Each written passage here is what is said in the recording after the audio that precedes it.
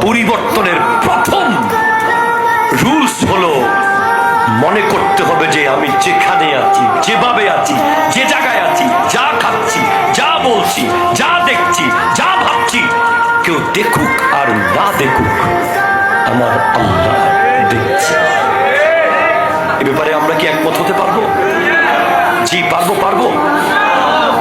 2 নম্বর point, বাবা যদি রেগে যায় মা এসে বোঝায়, চেয়ারম্যান রেগে গেলে মেম্বার এসে বোঝায়, অধ্যক্ষ রেগে গেলে উপাধ্যক্ষ গিয়ে বোঝায়। আল্লাহ যখন কিয়ামতের মাঠে রাগান্বিত হবেন নবী গিয়ে বুঝাবে।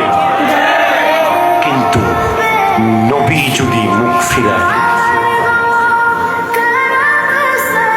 জাস্ট কোনো কারণে যদি আপনাকে যখন ফেরেশতা বলবে মা কুনতা তাকুলু ফি হাক্কি হাযার রাজুল, এই নুরানি জাত সম্পর্কে তুমি কি ধারণা রাখতে, কি বলতে, কি ভাবতে, কি লিখতে, তখন যদি কোনো কারণে আমার নবী চেহারাটা ফিরিয়ে ফেলে,